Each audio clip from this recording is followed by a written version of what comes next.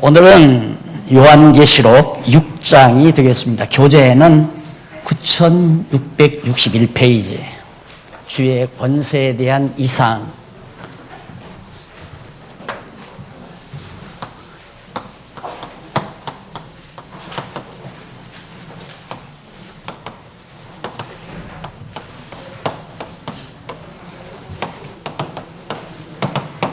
오늘은 6장에서 7장까지 요한계시록 이 두 장 사이에 나타난 주의 권세에 대한 이상을 살피려고 합니다.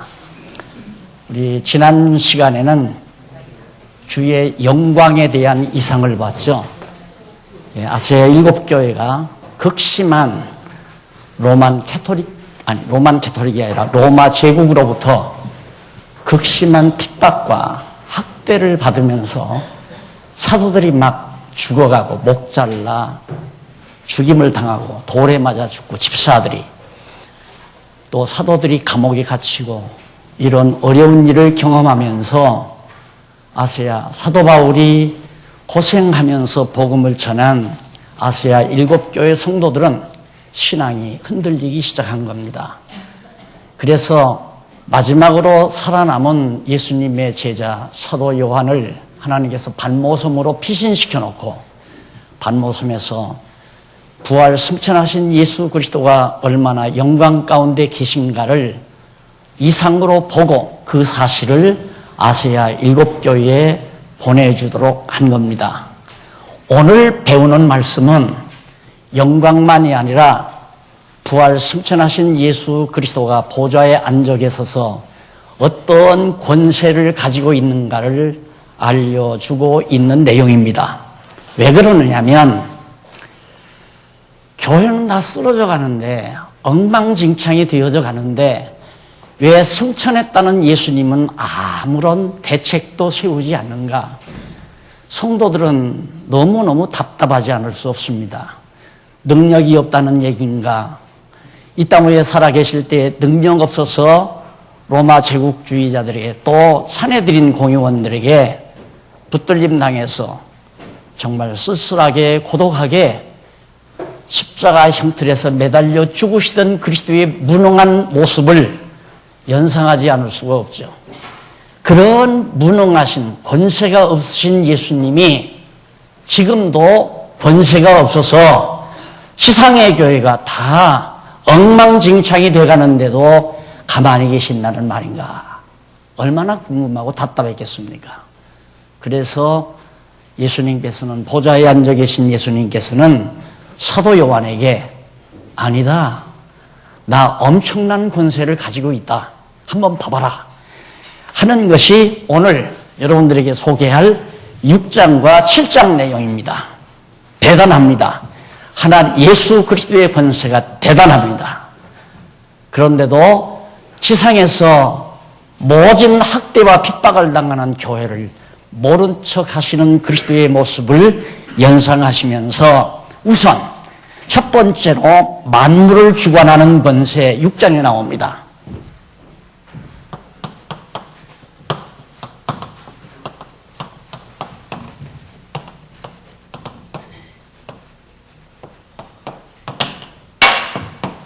만물을 주관하는 권세, 모든 만물, 이 지상에 있는 모든 만물을 예수 그리스도가 다 좌지우지 주관하신다 이 말이에요.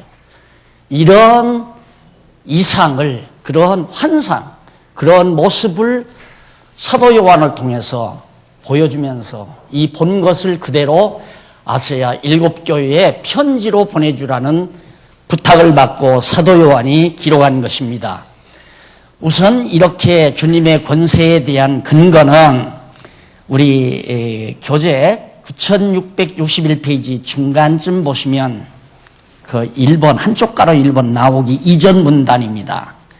일찍이 여호와 하나님께서는 첫아담으로 바다의 고기와 공중의 새와 육축과 온 땅에 기는 모든 것을 아담의 결의대로 다스리게 하시도록 섭리하신 사실이 창세기 1장 26절에 나타나죠. 잘 아시는 내용입니다. 천지 만물을 하나님이 다 창조하셨어요. 창조해 놓으시고 그걸 통치하는 권세를 누구에게 맡겼느냐면 첫 아담에게 맡겨놨다 이 말이에요. 그런데 첫 아담이 만물을 지배해야 되는데 지음받은 들짐승 가운데 가장 간교한 뱀에게 유혹을 당해서 뱀의 말을 듣고 타락을 해버린 겁니다. 그래서 다스려야 될 에덴 동산에서 쫓겨나고 통치권을 상실하게 된 거죠. 이 통치권을 둘째 아담 예수 그리스도가 붙들고 계시다는 사실을 확실하게 보여주는 것이 바로 6장, 7장 내용에 다 소개되고 있습니다. 그런데 만물을 주관하는 권세 역시 하나님께서 자기 아담을 자기 형상대로 지으시고 이제 모든 것 다 생물을 다스리라, 모든 것 정복하고 번성하여 땅을 정복하고 다스리라. 1장 28절 내용 잘 알죠? 그렇게 언약하신 하나님께서 둘째 아담 예수 그리스도를 통해서 모든 우주 만물을 통치하도록 이미 권세를 다 주셨다 하는 얘기입니다. 그러면 이렇게 만물을 주관하는 권세 가운데 첫 번째로 지상의 사물을 주관합니다. 양쪽 가로 1번. 지상의 사물, 일이나 모든 물건을 6장 1절로부터 그 이하 8절까지 나오죠. 자, 지상의 모든 사물을 주관한다. 아까 이미 근거 성경 됐죠. 구약에서 하나님께서 아담에게 창조해 놓으신 모든 것들을 다스리라 하신 하나님이 둘째 아담 예수 그리스도를 통해서 모든 사물을 주관하도록 섭리하시는 것이다. 그래서 6장 1절로 2절에 보면 인을 떼어 흰말 탄 자가 거듭 이기려 함을 보여주고 있습니다. 6장 1절에 보면 내가 보매 어린 양이 7인 중에 하나를 떼시는 그때에 내가 들으니 네 생물 중 하나가 우리 소리같이 말하되 오라 하시기로 내가 이에 보니 흰 말이 있는데 그 탄 자가 활을 가졌고 멸루관을 받고 나가서 이기고 또 이기려고 하더라. 앞서 우리는 인을 떼는 자가 없어서 굉장히 괴로워하는 요한의 모습을 지난 시간 살펴했잖아요. 그런데 그 인을 뗄 자는 다윗의 씨, 그게 아브라함과 다윗의 자손으로 오실 예수 그리스도밖에는 그 인을 뗄 자가 없어요. 인이 7개가 도장이에요. 쉽게 말하면 인봉을 했는데 7개의 인을 이걸 궁금한데 도대체 이 인을 떼면 어떻게 되지는가 그걸 알 수가 없단 말입니다.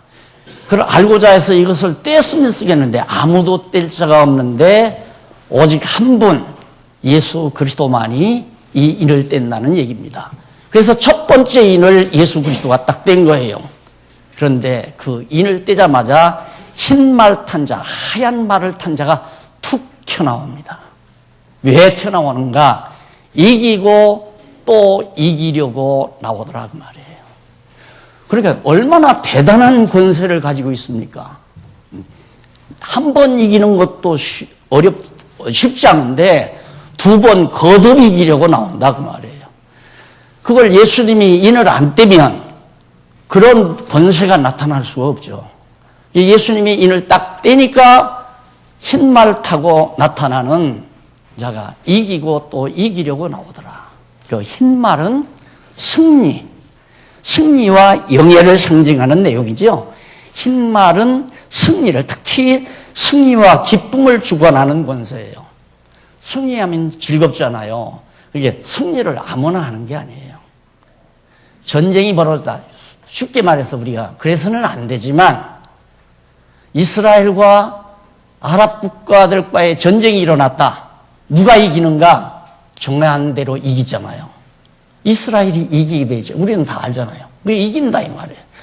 뭘로 보나, 국제정세로 보나, 여러 가지 상황으로 봐서는 이스라엘이 망하죠. 조그마한 땅덩어리 안에서 이제 겨우 독립해가지고 얼마 되지 않았는데 그 나라가 어떻게 중동 아랍 국가 세력들이 이깁니까? 국제 정세도 불리한데. 그런데 이기잖아요. 왜? 승리의 권세를 누가 주관하냐면 예수 그리스도께서 주관한다 이 말이에요. 그래서 예수님도 처음에 이 땅 위에 오셔서 승리했잖아요. 다 망한 것 같았죠. 십자가에 못 박혀 죽으실 때가 돼서야 다 망하는 것 같았는데 3일 만에 부활해서 승리하셨잖아요. 승리해서 승천했다 이 말이에요. 그런데 또 승리하려고 온다. 그것은 이제 마지막 날, 마지막 때죠.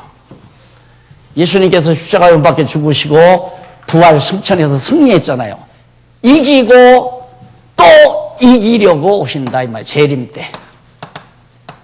예수님이 장차 재림하실 때 이기려고 나타날 승리와 기쁨을 상징하는 흰말 탄 권세를 타고 그리스도가 대승리를 거두실 권세를 가지고 계신 것. 그러니까 승리하는 일 아니에요. 승리하는 일을 누가 주관하는가 지상에서 바로 주께서 그런 권세를 지니고 있다는 사실을 보여줬다 그 말입니다. 그 다음 두 번째로 3절로 4절에 보면 둘째 인을 떼어 붉은 말 탄 자의 큰 칼의 권세를 보여주고 있습니다. 두 번째 인을 딱 뗐어요. 이거 떼고 그 다음 두 번째 인을 딱 떼니까 둘째 말이 튕이 쳐나와요. 그런데 이 둘째 말은 붉은 말이에요. 이 붉은 말은 뭐를 뜻하느냐 하면 전쟁과 살육, 전쟁해서 사람을 막 수십만, 수백만 죽이는 이런 사륙을 할 수 있는 권세를 누가 가지고 있는가? 주께서, 그리스도께서 가지고 계시다 이 말이에요. 그게 이 땅에서 1차 대전이니 2차 대전이니 이 지상의 역사 가운데서 피비린내 나는 온갖 전쟁 같은 것들을 다 누가? 그리스도께서 주관한 거라요. 망할 자 망하게 하고 흥할 자 흥하게 하고. 장차도 마찬가지예요. 장차도 우리가 지금 21세기 여기서 사는데 앞으로도 인류 역사 전쟁사라고 그러잖아요. 인간 역사라고 하는 게 전쟁사다. 사실 전쟁을 잠시 멈추고 있는 것이지 암암리에 엄청난 무서운 전쟁이 벌어지고 있어요. 지금 이 지상에는 우리들이 상상할 수 없는 무서운 계략을 지금 만들어 놓고 있다는 정보를 수시로 저는 접하고 있습니다. 인간들의 잔악상이라는 게 이루 말할 수가 없죠. 그런데 그것이 단순한 인간의 잔악상으로 만들어지는 것이 아니라 이미 에덴 동산에서 쫓겨난 사단의 권세 있죠? 쫓겨난 사단의 권세가 지상을 완전히 장악한 거예요. 지상 세계를. 그러니까 우리가 하나님의 말씀에 대한 무장 없이 살다 보면 나도 어느 순간 사단의 종로로 타고 사는 거죠. 사단의 노예로 노릇하고 사는 것이고. 그러니까 이 땅에서는 우선은 뭐가 되는가? 사단의 권세가 승리한다는 얘기죠. 그러니까 지금 이 지상의 모든 나라들이 계속해서 세련된 무기를 만들어 가지고 전 인류를 제패하려는 꿈을 버리지 않고 있지 않습니까? 이런 계략을 가지고 지금도 밤늦게까지 지하 깊은 정보가 새나가지 않도록 무기를 연구하고 살상무기를 연구하고 전쟁 계략을 짜고 이런 것들이 각 나라마다 경제적인 힘이 좋은 나라마다 전부 그 일을 하고 있다 이 말이에요. 언제 터질지는 모르죠. 그 터지는 건 이제 이 요한계시록 공부하다 보면 나와요. 언제 그런 일이 탁 터지게 되는가? 권세를 지니고 있는 주께서 놔주지 아니하는 한 그런 사단이 주관하는 것을 놔주지 아니하는 한, 사단을 놔주지 아니하는 한 안 일어난다 이 말이에요. 그러니까 주님께서 지금은 지상에 전쟁이 없도록 무서운 사단의 권세들을 붙들고 있으니까 잠시 평화처럼 이루어지고 있다. 그런 얘기예요. 그래서 이 붉은 말은 전쟁과 사륙, 사람을 막 죽이는 이런 능력을 누가 가지고 있는가? 주께서, 그리스도께서 그 권세를 가지고 있다. 그 다음 세 번째, 5절로 6절에 셋째 인을 떼어 검은 말 탄 자의 곡식값 정함을 보여주는 내용이 나옵니다. 세 번째 인이죠. 이것은 검은 말이에요. 삭동한 말이 이 세 번째 인을 딱 떼니까 이 말이 튕기쳐 나오는 거예요. 나오는데 이 검은 말은 무엇을 뜻하느냐면 기근과 식물을 주관하고 있습니다. 기근과 식물. 당연히 기근을 주관하려면 비가 오지 않아서 곡식들이 생산이 안 되고, 곡식이 생산이 안 되면 곡식값이 천정부지로 뛰어오르잖아요. 이게 사람들이 지금 예감을 하잖아요. 야, 이거 대한민국 큰일 났다. 앞으로 곡식 식량 전쟁이 일어나면 우리는 꼼짝없이 망한다. 그래서 농민들이 이걸 대비해서라도 우리는 농토를 줄여서는 안 된다. 농토를 개발해야 된다 하고 난리를 치고요. 또 내다보는 사람은 머지않아 많은 식량을 누가 지배하느냐 하면 보이는 인간 세계에서는 미국이 지배하잖아요. 미국은 예를 들면 곡식이 너무 많이 생산돼서 폭락해버리면 곡식을 바다에다 갖다 막 버린다고 그러잖아요. 곡식값을 조정하기 위해서. 남미나 불쌍한 나라들에서는 굶어 죽는데 그 곡식을 다 버려서 곡식값을 조정한다고 그러잖아요. 그러니까 곡식 전쟁을, 먹는 것 가지고 전쟁을 일으키는 거죠. 그래서 사람이 보기에는 그것들도 모두가 다 세상 나라들이 권력을 가지고 그렇게 하는 것 같지만 근본적으로는 누가 주관하느냐면 보좌에 앉으신 그리스도께서. 지금도 한재죠. 비가 오지 않아서 곡식이 열리지 아니하고 곡식이 수확이 안 되고 또한 과일나무에서 과일이 생산이 안 되고 이런 모두들도 누가? 하나님께서, 그리스도께서 승천해서 보좌에 앉아 계신 그리스도께서 그 권세를 지금 가지고 있다 그 말이에요. 그러니까 이 당시에 예수님 가신 이후에 지금 95년 이때 이제 5년에 사도 요한이 지금 이 요한계시록을 쓰잖아요. 이 기간에 엄청난 일들이 많이 일어났어요. 기근도 일어나고 한재도 일어나고 전쟁도 일어나고 70년도에 예루살렘 완전히 화재 사건을 일으킬 때도 로마 군대들이 와서 예루살렘 안에 있는 유대인들을 막 학살시키고 살육하고 다 주의 권세가 그리스도의 권세에 의해서 그렇게 되진 것이다 그 말이에요. 내가 그 권세를 다 가지고 있다. 그러니 너희들이 지금 어렵고 고통스럽다 하더라도 내가 때가 되면 내가 이기고 또 이기려고 나타나는 자이니까 반드시 승리할 것이기 때문에 끝까지 참으라 이 말이에요. 아무리 부정한 자들이 승리하고 잘못된 자들이 정말 득세를 한다 할지라도 낙심하거나 절대 굴하지 아니하고 끝까지 참고 견뎌라. 끝까지 참는 자는 생명의 면류관을 주겠다. 그리고 1장에서 쭉 얘기하니 2장 3장에서 교회들을 격려했잖아요. 예수님이 바로 저런 권세를 가지고 있기 때문이라는 말입니다. 그 다음 네 번째로는 7절 8절에 나와요. 넷째 인을 떼어 청황색 말탄 사망과 그 권세를 보여줍니다. 이 청황색 말은 사망과 음부를 주관합니다. 그러니까 청황색 말은 이게 권세를 말하는 거거든요. 말은 권세를 상징해서 말로 이상을 보여준 거예요. 그러니까 죽음과 음부, 멸망받은 자들은 다 음부로 들어가잖아요. 음부로. 이거 누가 주관하는가? 사망도 음부도 그리스도께서 보좌에 앉으신 주께서 다 주관하고 다스리시는 권세를 주님이 가지고 계시다. 넷째, 이 청황색 말탄자예요. 자, 그러면 모두가 다 지상의 사물을 다 주관하잖아요. 전부가 다.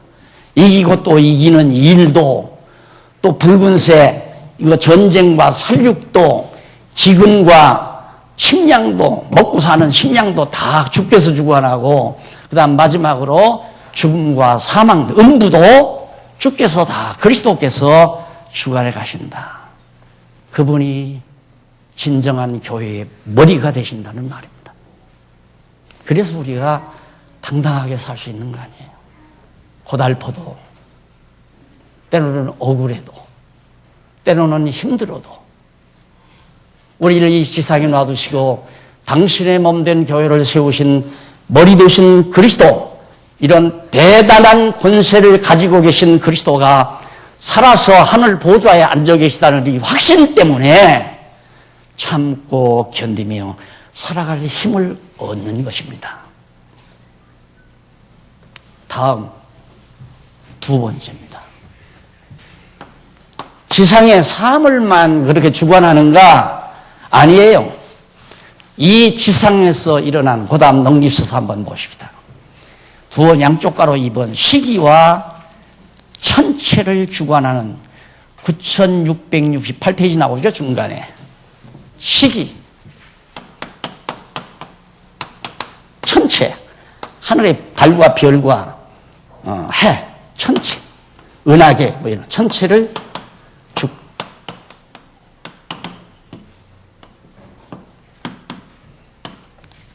이게 이제 6장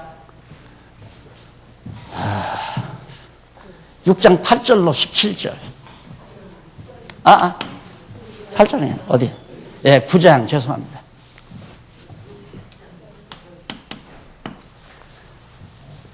(6장 9절로 17절에서) 시기와 천체를 주관하는데 다섯째 인을 떼요.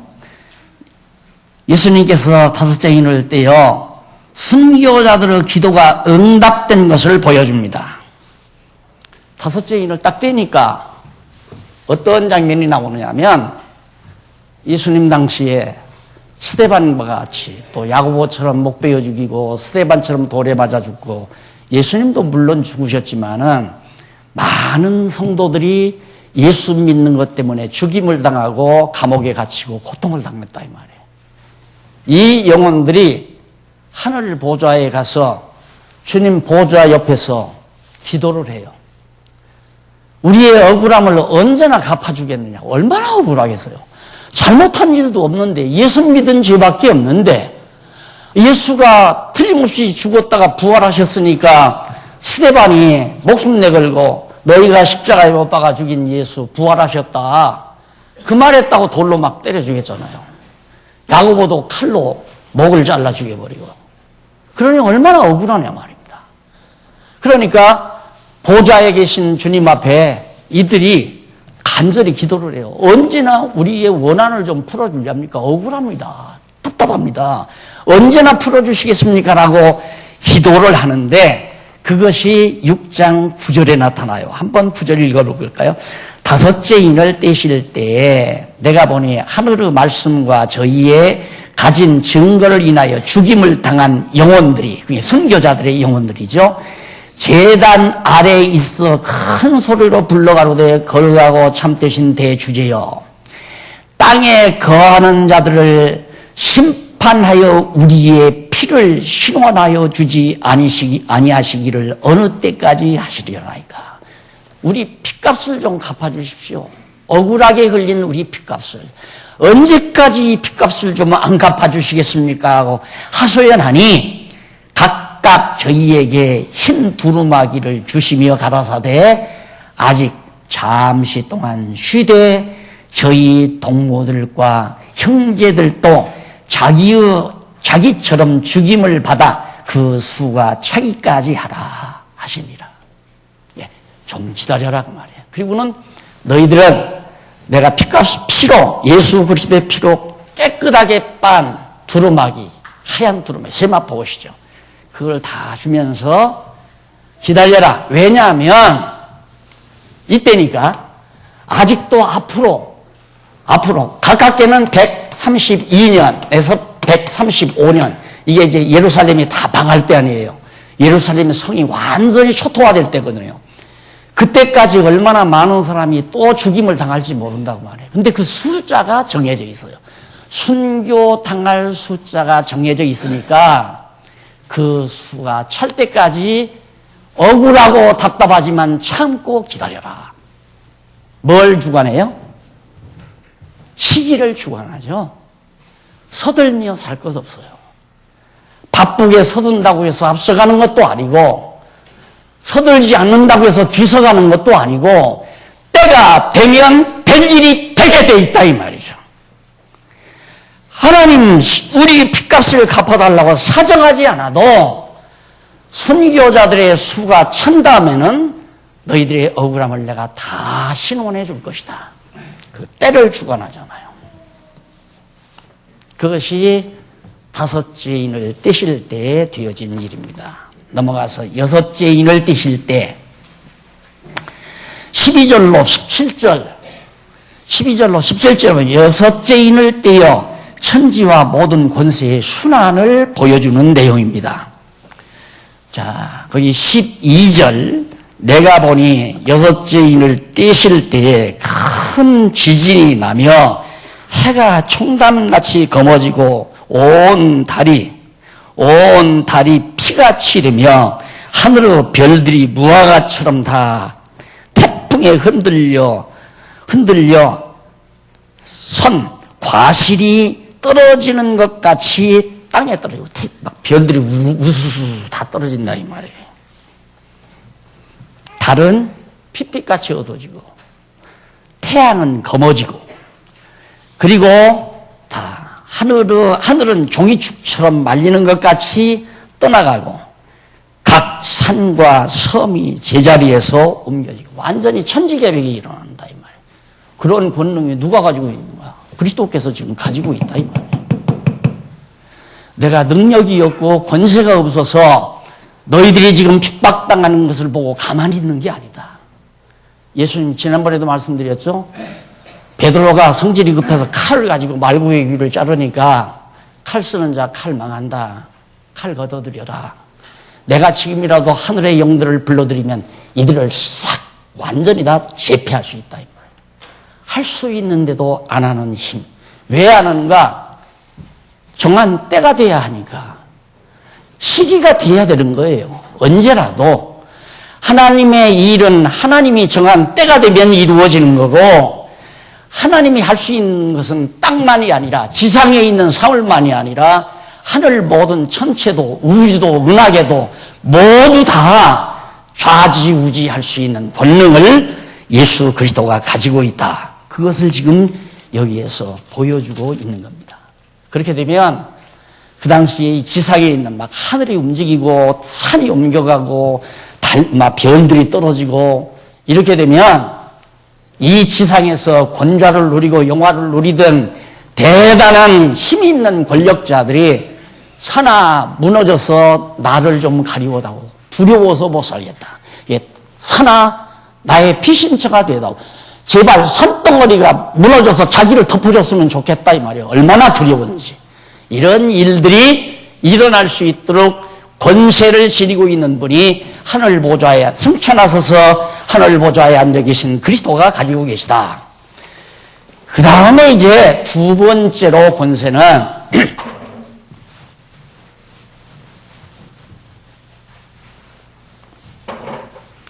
여기서 여기 나오죠. 이 두 번째 권세, 만물을 주관하는 권세인데 두 번째는 성도를 구원하는 권세예요.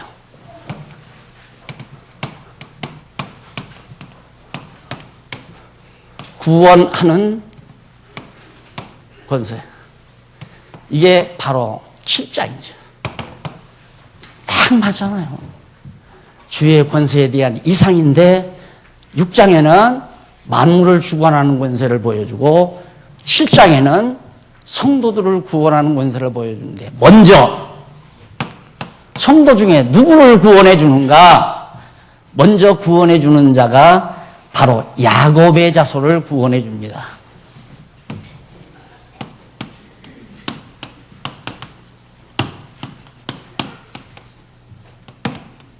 왜 7장 1절로부터 그 이하 8절까지죠. 그 다음 두 번째는 당연히 물론 야곱 자손을 구원한 거 보니까 이제는 이방인을 이방인을 구원하겠죠? 넘어가 보세요. 틀림없이 이방인을 구원해 주죠. 이방인을 구원하는 장면이 바로 9677페이지 중간에 보면 이방인 무리를 구원함.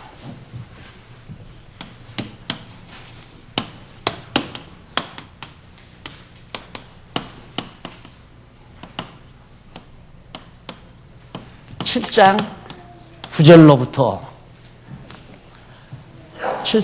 9절로부터 그 이하 17절까지. 예, 성경 공부를 이렇게 논리적인 수순을 따라서 이해하시면 그냥 딱 들어오잖아요, 머릿속에. 아, 6장, 7장은 주의 권세에 대한 이상인데 6장은 만물을 주관하는 권세고 2장은 성도를 주관하는 권세다. 성도들 가운데는 야곱의 자손도 있고 야곱의 자손이 아닌 이방인들도 있고 이들을 구원한다 이 말이에요. 여기를 물론 다른 데도 다 자세히 들으셔야겠지만 특히 요즘에 시대적으로 와서 유심히 들어야 될 부분이 어디냐면 이 부분입니다. 야곱 자손을 구원하고 이방인을 구원하고. 왜냐하면 지금 우리나라의 각 지역마다 이 신천지 때문에 난리예요. 혹시 여기 또 신천지 성도가 왔는지 몰라요. 신천지 성도가 제발 오셨으면 오늘 강의 들으시고 야, 그 사람들 완전히 나를 속였구나. 거짓말로 나를 속였구나. 지금 전향하십시오. 불쌍하니까. 여기 보면 이제 14만 4천이 나와요. 14만 4천 명이.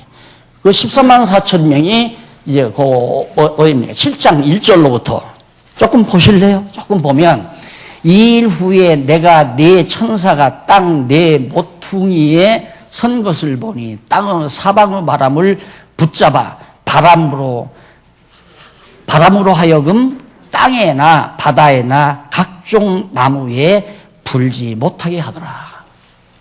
사방바람. 이게 사방이란 동서남북을 말이죠. 동서남북. 동서남북. 서남북. 이게 사방이에요. 여기에 저 권세를 가지고 계신 예수님께서 사자들을 시켜서 이걸 딱 붙들고 있게 바람을 불지 못하게. 이 바람이란 환난을 말하는 거거든요. 세상에 뭐 재난이 일게 한다거나 전쟁이 일다거나 기근이 일다거나 막 사륙이 일어나거나 이런 게 전부가 다 바람이라 말입니다. 이것이 일어나지 못하도록 하늘 사자들을 시켜서 꼭 붙들고 있으라고요. 왜 붙들고 있으라고 그러는가? 야곱 자손 중에 구원 얻어야 될 숫자가 있어요. 그게 바로 14만 4천이란 말입니다. 그러면 왜 14만 4천인가? 12지파 아니에요. 각각 12지파 가운데 한 지파에 12,000명씩. 이게 딱 정해져 있어요. 그럼 12,000명 해서 12번 곱하면 14만 4천 아니에요. 요 14만 4천 수가 찰 때까지 아직 붙들고 있어라, 이거 붙들고 있어라, 일어나지 않게. 그 말은 뭐냐면 내가 볼 때 95년도니까 이 이상을 볼 때가 95년도니까 앞으로 132년에서 135년 주후 이때 엄청난 재난이 일어날 거 아니에요. 이때 이제 이게 이제 세 번째 화거든요. 이 화가 일어날 때까지 유대인 가운데 구원 얻어야 될 숫자가 있다. 그게 14만 4천이라 이 말입니다. 아직 일어나지 못하도록 붙들고 있어라. 그러니까 이건 야곱 자손을 말하는, 우리와는 아무 관계가 없는 거예요. 우리는 단군의 후손이고 우리는 야곱의 후손이 아니에요. 우리는. 그런데 이걸 가지고 14만 4천이라는 숫자를 하나 가지고 지금 온 나라 한국 기독교를 갖다가 쑥대밭 만들어도 못하시피 엄청난 파문이 일고 있잖아요. 교회가 막 넘어가 버려요. 교회가 신천지로 그냥 교회 전체가 넘어가 버려요. 왜? 교회 목사님들이 누가 봐서 돈 좀 많이 내주고 천한 대 사주면 홀라당 넘어간단 말입니다. 그 사람한테. 충성자라고. 안 그렇게 해서요. 자, 난 배우는 사람이 딱 들어들이면 막 차로 세단으로 바꿔줘 버리지, 근사한 집을 사주지, 돈을 엄청 막 봉사를 하고 교회 빚진 걸 갚아주지, 이 야단 나니까 목사가 거기에 폭 빠지는 거예요. 그러다가 어느 날 목사님 제가 식사 한번 대접할래요 하고 모시고 가서 한적한적 곳에 갔다가 막 화들짝 도망쳐 나오면서 저 목사가 나를 성희롱했다. 끝나버린 거예요. 교회 끝나. 그거의 수법이에요. 그래서 지금 한국교회가 난리란 말입니다. 14만 4천은 여기에 해당되는 거예요. 그럼 여기는 뭔가? 9절로 17절에 나와요. 거기 한번 보십시다. 9절로 17절. 9절로 17절 보면 이 일 후에라는 14만 4천 일 맞을 때까지 가만히 붙들고 있어라. 아직 예루살렘 멸망시키지 말라 그 말이에요. 그럼 14만 4천 수 딱 차면 이거 놓아버리면 예루살렘이, 이게 지금 이미 우리는 21세기 여기 사니까 우리 과거사로 알잖아요. 132년에서 135년 사이에 완전히 예루살렘 도성이, 여기는 70년은 예루살렘 성전이 불타고 132년, 135년은 예루살렘의 성곽이 완전히 회파돼 버렸어요. 예루살렘이 없어져 버렸다 이 말입니다. 이런 재난이 올 수 있는 이 바람을 아직 일으키지 말고 꼭 붙들고 있으라 이 말이에요. 왜? 14만 4천 수 차게. 그런데 이방인의 무리를 구원하는 7장 9절 이하에 보니까 어떤 내용이 나오느냐면, 그 이루에 내가 보니 각 나라와 족속과 백성과 방언에서, 이 말은 이방인을 말하는 거예요. 요약하면 이방을 말하는 거예요. 유대인을, 이스라엘을 제외한 나머지 모든 나라, 방언에서 아무라도 능히 셀 수 없는 큰 무리가 흰옷을 입고 손에 종려가지를 들고 보좌 앞에 어린 양 앞에 서서 큰 소리로 외쳐가로되 구원하심이 보좌에 앉으신 우리 하나님과 어린 양에게 있도다 하고 찬송하더라고요. 이방인의 숫자를 안 밝혀요. 너무 많으니까, 많고 아무라도 그 수를 헤아릴 수 없을 만큼 엄청난 많은 자들이 이방인의 숫자에 들어가는데, 그 수에 여기 앉아 계신 여러분들도 좀 들어가는 거 아니겠어요? 그런데 우리는 이방인의 숫자에 들어가야 하는데 자꾸만 여기다 갖다가 거짓 지도자들이 14만 4천 수 안에 들어가라니까 거기 들어가려고, 아유 답답해. 우리 교회 나오시던 어느 분도 그리로 갔다는 얘기를 들으니까 공부 안 하고 까박까박 졸기나 했던가 보다. 졸면 모르죠. 졸면 뭐로 가요? 거기를 가면 재산 뺏기고 그냥 죽는 날까지 종살이나 하고.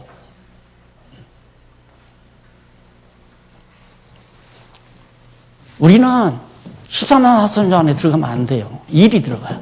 수없이 많은 흰물이 하얀 세마포 옷을 입은 헤아릴 수 없는 많은 수에 우리는 속해 있다 이 말이에요. 걱정하지 마시고 예수가 그리스도임을 분명히 믿고 우리가 이런 걸 공부해서 쏘가 넘어가지 않도록, 나만 쏘가 넘어가지 않으면 되는 게 아니라 내 자녀들도, 내 친척도, 내 형제들도 안 쏘가 넘어가야 되잖아요. 성경을 조금만 자세히 보면 해답이 되는데 요한계시록 7장 1절로 8절밖에는 모른다 그 말이에요. 그 신천지 사람들 오거들랑 당신 이리 와봐. 우리 9절로부터 17절까지 보자. 딱 보니까 흰옷 입은 수많은 헤아릴 수 없는 숫자가 나오잖아요. 너는 이 숫자에 들어가 있느냐, 이 숫자에 들어가 있느냐? 야곱이 내 조상이냐? 나는 야곱은 내 조상은 아니다. 그러면 누구냐? 이방인에게 속한 거 아니야. 그럼 이 숫자인데 왜 여기 들어가서 목매다느냐? 나와라.